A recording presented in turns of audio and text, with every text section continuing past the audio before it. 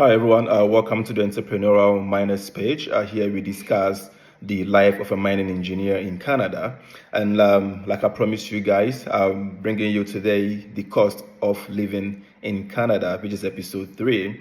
And this is a very important topic to discuss because most of the times our friends and colleagues back home who are yearning to come to Canada to work, have this impression that it is better to work here in Canada than in Africa because especially when they get to hear of the yearly salaries and all that we take here in Canada, they are yearning to come because they think or they believe that they will do more financially if they work in the diaspora rather than working back home. So I'm going to go into details, the cost of living here in Canada. The other time we discussed the remuneration, so you know how much you should expect based on your level of expertise. And we also spoke of the income taxes that should be applied to your annual income. So at the end of the day, you would have a net income, and that net income will be subjected to cost of living scrutiny. And after that, you would know how much would actually be left in your hands in terms of savings or whatever you want to do with it. And you can compare that to how much you would have made back home if you stayed. So we're going to go straight in to the cost of living in Canada. Stay tuned. Yeah, so please take note that this data is as per worldview.com 2026 report plus personal experiences, gathered over the years. Now, to dive right into it, let's understand that there are two main factors that drive the cost of living here in Canada. One, the number of persons in a household, and two, the location or where you are actually located in terms of province. If you are, say, one person living alone, definitely your expenses will be lower as compared to a family size of, say, 3 or 4 or 5 or 6. Also, if you live in a province, say, British Columbia, that's BC, expect your living expenses to be higher than somebody who lives in a province such as Manitoba or Saskatoon or something. Now let's dive right into it. If you are somebody who lives in British Columbia, say Vancouver, the city of BC, you are going for 2,650 as an average for 1-bedroom rent. 1-bedroom rent, it's going to cost you around 2,650 if you live in Vancouver. For a single person, again, your groceries alone is going to, hover around $450 per month. Your transportation is going to hover around $150, and this is if you don't have any vehicle that you are financing, which means you don't pay any, car loan per month, you don't buy any fuel, you don't pay any insurance. If this means that you are relying on the public transport, that is when you have $150 as an average for a single person living in Vancouver. Your utilities in terms of gas and hydro would cost you around $130 per month. Your telephone bills and your internet is going to cost you around $120 per month. That's on average. It could be more, it could be slightly less. If you look at health, if you are not on any health insurance, it's going to cost you around $80 if you sign up for any health insurance, like a private one. Entertainment, well, that's up to you. Probably you want to go out for maybe some clubbing or some playing outside, or just want to go have a little fun, within the month. Probably around $200. Yeah, you should be okay with that. So in total, for a single person living in British Columbia, Vancouver, the main city, it is going to cost you around $3,780 per month. That is if you don't have a vehicle. It could be more. If you live in a province like Ontario, that's in the second column as you see here, you're going to have a total living expenses of around 3,625 on average. Again, that is if you don't have your own vehicle. So you could see that the rent in Vancouver is slightly higher than the rent in Toronto, that is in Ontario. And you could see that the rent reduces in price as you go to Alberta and then to Montreal and then to Winnipeg and all that. Which means that the location that you live in is a very important factor to consider when looking at your cost of living in Canada. So this for a single person. So assuming you live in Vancouver, where we have most of the gold mines, or in Ontario, that's Toronto, Ontario, where we also have a lot of the gold mines, and you live in these two big cities, you are looking at around $3,600, $3,700 per month living expenses if you are living alone. Now, what if you are a family, say a family of say 3 or 4? Let's look at a family of 4, mother, father, and then 2 children. Now, for a family of 4, you are looking at roughly for rent for a 3-bedroom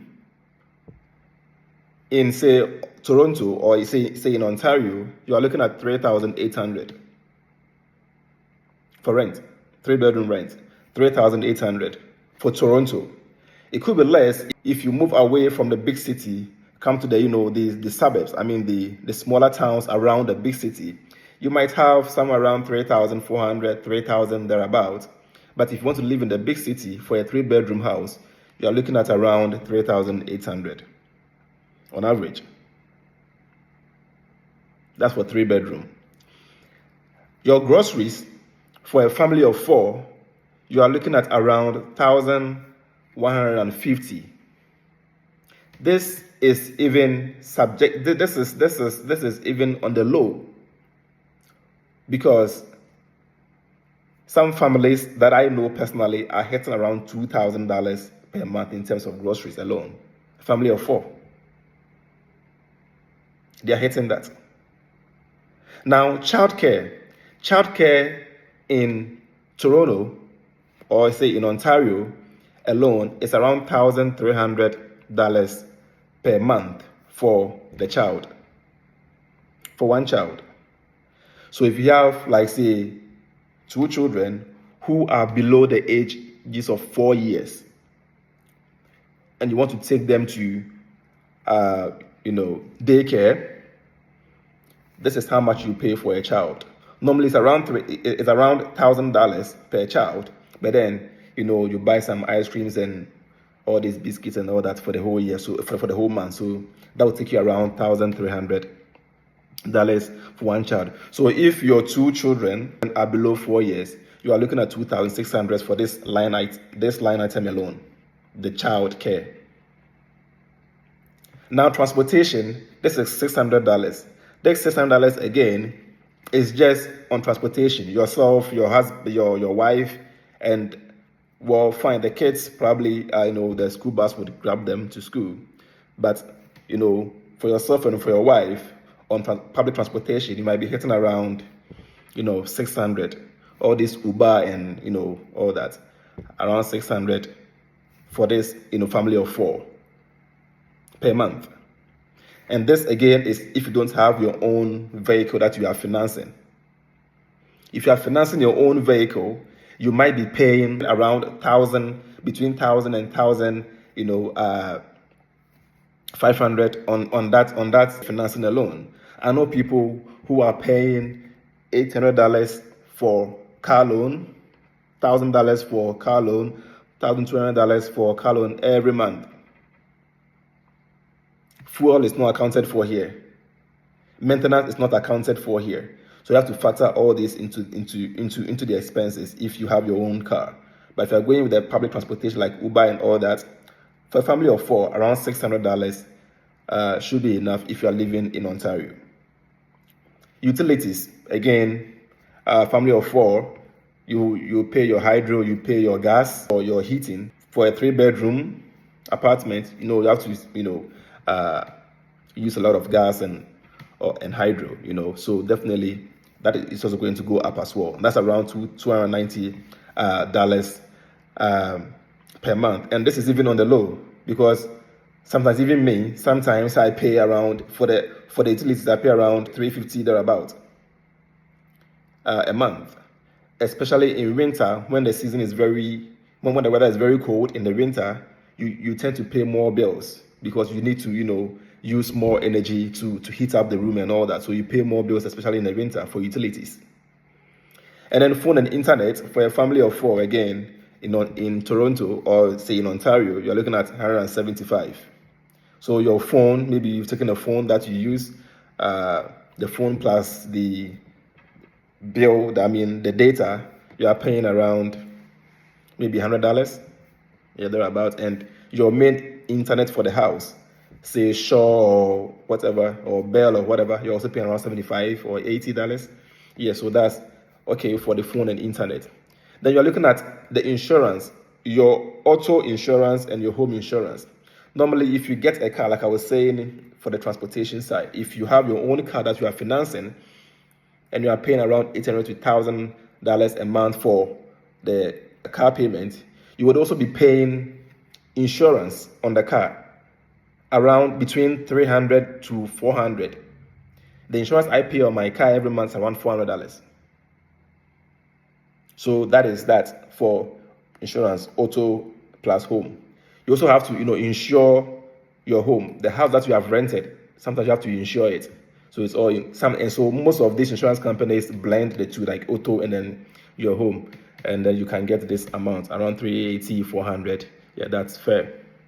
So if you put all these together, and you're a family of 4 living in Ontario, precisely Toronto, the big city, you're looking at around $7,695 on average.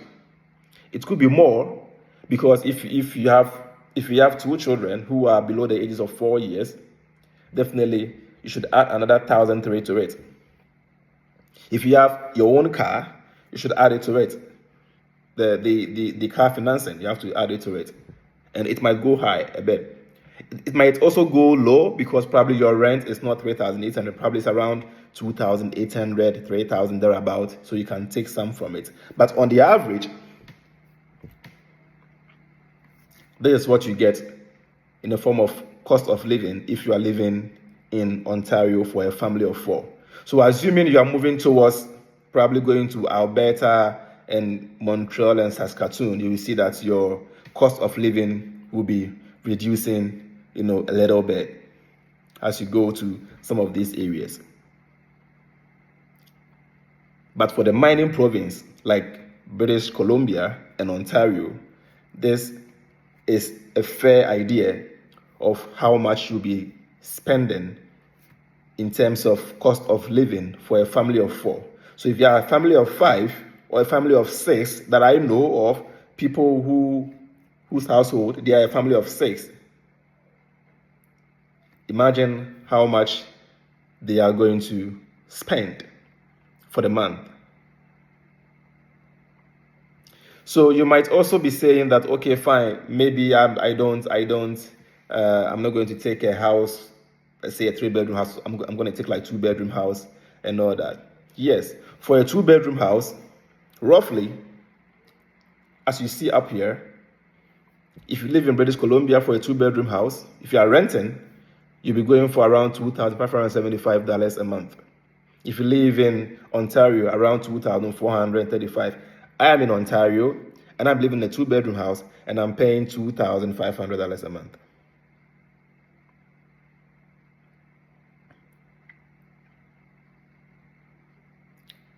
So, you see, and if you happen to say you want to own a home, you could see that houses in British Columbia are way more expensive than houses in, say, New Brunswick and other areas. Such that if you are saying that I'm not going to rent, I'm going to own my own home in British Columbia, a 2-bedroom house, you are likely to go around $958,000 as the price for the home, which would mean that your monthly mortgage payments if you make a 20% down payment, your monthly payment on that home is around 4,459. I know friends who are paying around 4,000 thereabout on mortgage alone,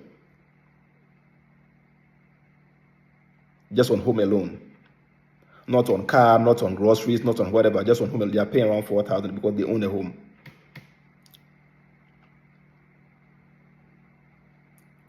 So this is the reality. This is the reality. You sum up all these, and then we also discussed the remuneration aspect of this discussion. We spoke about the taxes as well. So at the end of the day, you know how much you are taking home. Whatever you are taking home, take out these living expenses that we just discussed. Take it out and see what is left in your hands as a family man. Compare what you have to what you were making back home in Africa or in Ghana, and then decide for yourself if indeed you are really going to make more, if you should move your family to the diaspora, to Canada, to come and work, or it will be better for you to stay back home and then work, gather your money, and then probably come here for holidays if you want. This is the reality. So imagine somebody who is making like $6,000 or $7,000 a month, or maybe $5,000 a month, and look at the living expenses. Look at the cost of living. If you should take this out, and maybe this person is also a family of say 4 or 5 or 6. If you should take this out, these expenses out of your net salary, how much do you think you're going to save? So this is the reality. Let nobody, throw that into your eyes or tell you whatever. This is the reality. So now you ask yourself, did you come to Canada to come and make money, to save, have a better life? Or you came here to just, admire, skyscrapers and good roads and just live a normal life, just work and pay bills, and then retire and then go on pension and that's it. Is that the reason why you would want to come to Canada? This is the reality. This is the reality. Now, let's go deeper into this. So, definitely, as you saw from the data, you could see that in Canada here, the item with the highest cost on your living expenses is the rent. Rent takes almost half of the total living expenses or cost of living here in Canada. Rent is extremely high here in Canada. If you want to talk about some of the price of groceries, I also have, as you can see up here, for instance, if you are in BC or if you are in Ontario, for instance, a 4-liter milk is going for around $6.49. Bread is going for around $3.49. Eggs, a dozen, that's 12, is going for around $4.49. Chicken breast is going for around $13.99. Ground beef around $11.99. Tomatoes $4.99, and rice $6.49. This is just to give you an idea of some of the common items in the grocery store. Okay, and mind you, if you go to the remote provinces like Newfoundland, Prince Edward Islands, and the territories, you might pay 10 to 15% more on these groceries because of transportation costs. Because those provinces are so far in the north, and most of the production is done here in the south, and they have to transport it all the way from the south to the north.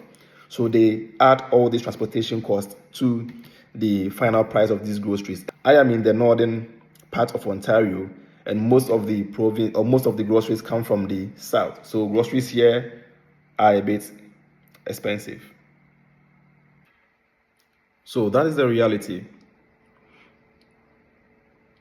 And that is why most families have to combine their income to be able to cater for all these expenses. Because if you just rely on the man to cater for all these expenses, probably what he's bringing home wouldn't be enough to take care of all these expenses. So the wife would also have to work, to pay some of these, expenses off. It is not like in Ghana where mostly you see the man being the main provider. That's why here, if you don't have a husband who has a high income to cater for all these things, the wife would have to work to also contribute. Because if they don't do that, they will probably have to go into the slums, some low class area where the security is a bit not guaranteed, or some low class areas where things are a bit cheap because of low security in the area, and be able to survive. Other than that, they have to work their ass off to be able to take care of these living expenses, especially in the big cities. So if you're a woman here and you are forcing your husband to come, let's go to Canada, pushing him to come, and you all come here as a family of 4 or 5 or 6, and your husband is not having a high income job to cater for the expenses, just be rest assured that you would also have to work hard to support your husband to keep the family alive or to keep the family under a roof. Else, you might be sleeping outside. And this has led to a lot of family issues, a lot of marriage issues, because both of them are working, here and there just to make sure they're able to survive here in Canada. This is the reality. It is a reality. The cost of living here is affecting a lot of families here in Canada, because the wife goes to work, the husband goes out to work, the kids go to school, and sometimes the wife is on night shift, the husband's on night shift. They have to cross path like that. The moment this one comes from night shift, this one is moving out for day shift and all that. They don't even get time to spend quality time together, because they both have to work hard to mobilize money to pay just their bills. Not even to talk of how much they are saving, for their future and all that. This is the reality.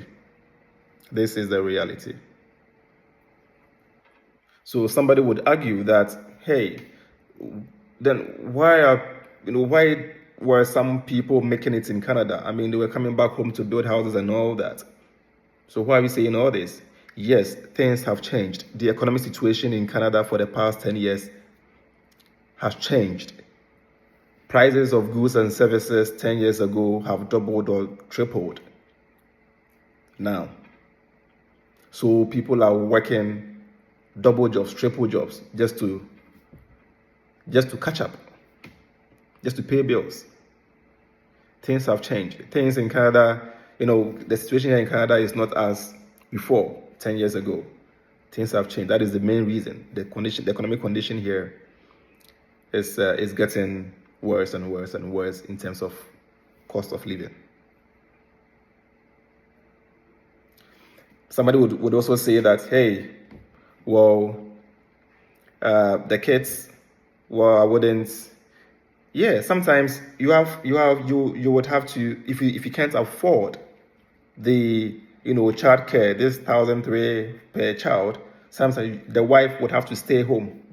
When she gets pregnant and delivers and all that, she has to stay home and take care of the kids, and you, the man, would have to go out, bring in the money to pay for the bills. So imagine if your wife is staying home to take care of the kids, and you are the only one who has to, cater for all these expenses.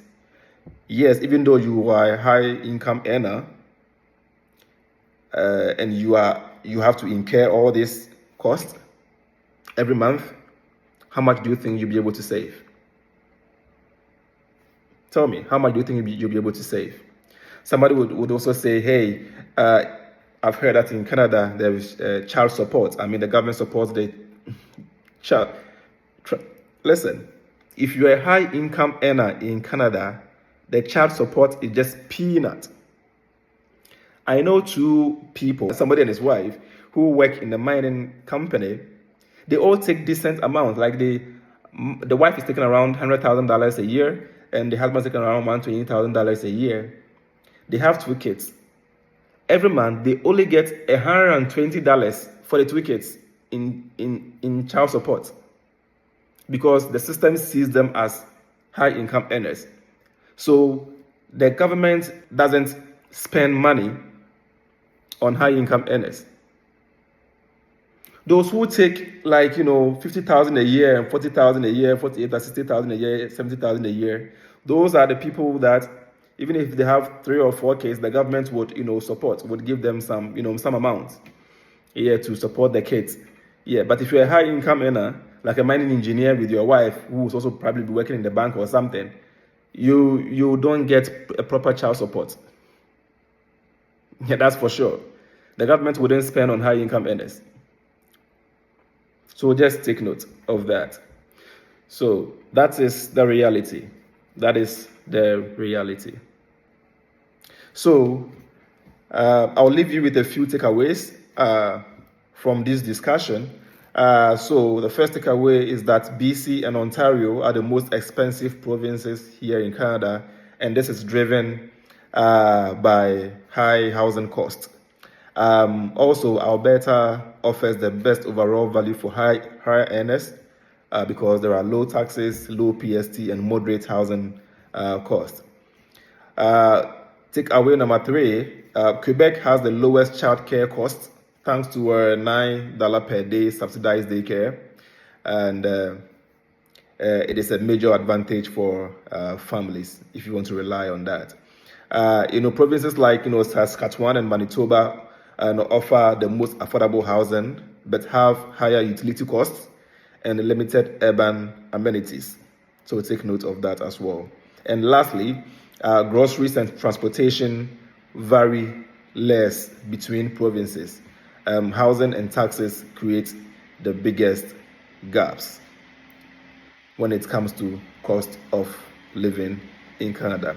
So I'll leave you with these takeaways.